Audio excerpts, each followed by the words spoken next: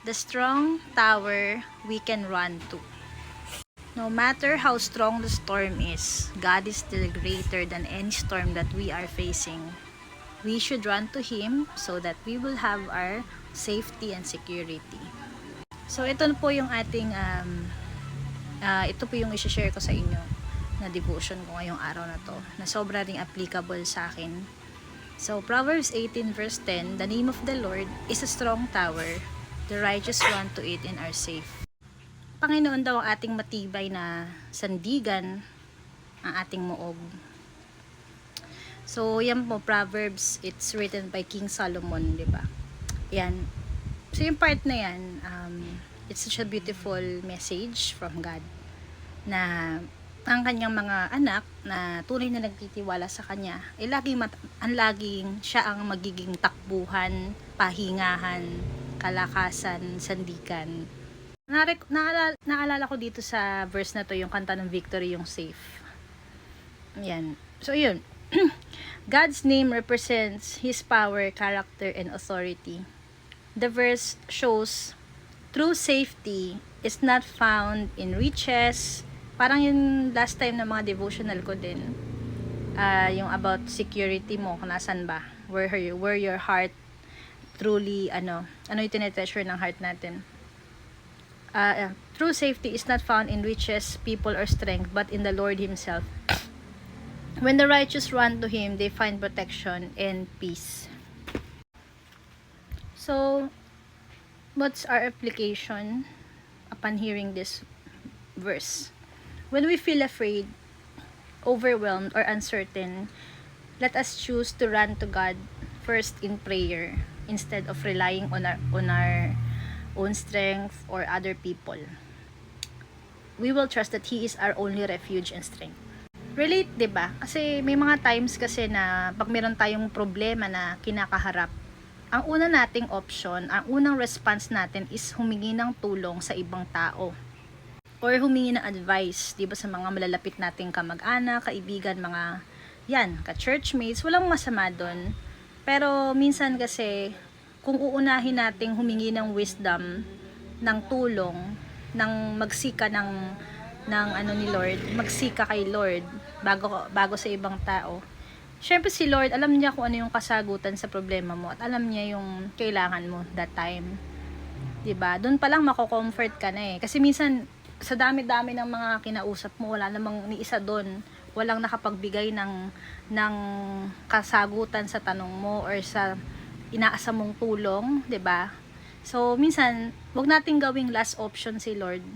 Lagi natin siyang unahin, 'di ba? Ako pag meron akong mga dinadala, nagsasabi naman ako kay Lord. Kunyari minsan randomly, parang kinakausap ko talaga siya verbally. Nagsasalita ako ganyan, mag-isa. Lord, nahirapan na ako, Lord, papagod ako. Ganyan, nagiging honest ako. And honesty sa emotions mo is will grow your intimacy with the Lord. Mas lalo ka nagiging close kasi nag-open up ka sa Kanya. And mas lalo niya rin i-reveal yung sarili niya when you open your heart to Him. Tapos after nun, pag mayroong nangamusta sa akin, doon ako mag-share. Depende rin sa tao na nagtatanong. Kung talagang accountability mo or close friend, talagang isang tao na kapatiran, ganyan. So, yun. Pinipili ko lang din talaga na kung sino yung mga pagsasabihan ko or sino yung tatakbuhan ko kapag namang problema ako.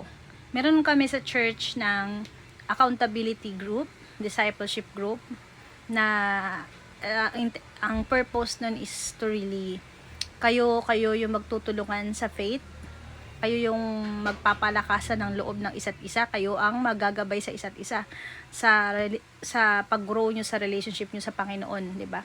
So yun, okay lang yun kasi what is being said in the group stays in the group.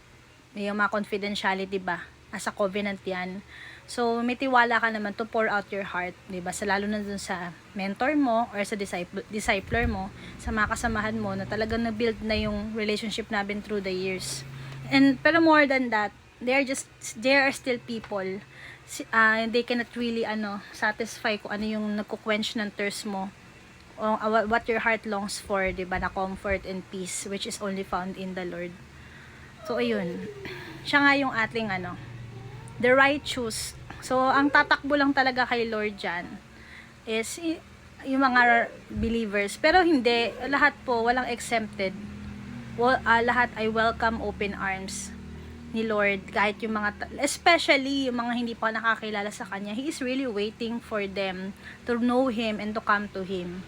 Walang kinikilingan ng Diyos. Lahat po tayo ay, di ba nga si Jesus namatay para sa lahat. Although not all receive Jesus, not all will accept Him. Tas ako rin, may mga times sumasablay pa rin talaga ako.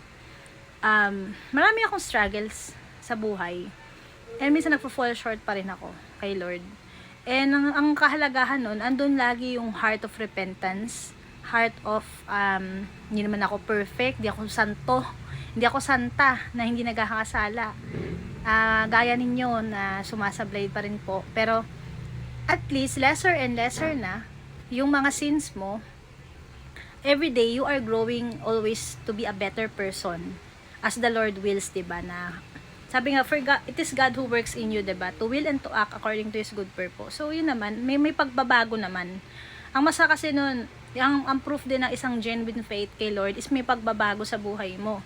Hindi siya sinabi na hindi ka na magkakamali, but you will start to sin less and less, and magkakaroon ng changes sa'yo sa mga habits mo, yung mga hindi magagandang ginagawa mo before, you will start to gradually live, surrender it all.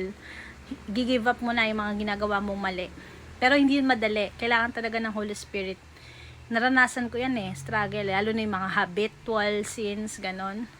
Pero yun, kaya nga it's only by the grace of God, kaya tayo na save. Kasi kung dahil sa mga pagkakasalahan natin, na paulit-ulit, disqualified ka na Kung basihan ng kaligtasan yung mga gawa, wala na tayo ngayon. So, doon ako nagpapasalamat kay Lord. Kasi, doon ako, parang mag-isa ako, nagme-meditate ako. Naiiyak talaga ako. Kasi, alam ko yung gravity ng kasalanan na nagawa ko before, yung mga katigasan ng ulo, yung mga ganyan. Pero pinili pa rin niya akong iligtas. Minahal niya ako ng wagas. Doon ako kaya mas lalo natin ma-appreciate si Lord sa heart niya at character niya sa atin. Ganun katindi yung puso ng Diyos para sa atin. Kaya, 'di ba, anong reason para wag tayong lumapit sa Panginoon? Kasi napakabuti ng Diyos, mahal na mahal niya tayo. Ayan. So, yun lang po yung share ko. And kayo, ano po yung takeaway nyo sa message na to ng Panginoon? Pwede kayo mag-comment kung ano po yung ni-reveal sa inyo ni God upon hearing this devotional. Para po meron tayong interaction. So, thank you. And enjoy your day with the Lord.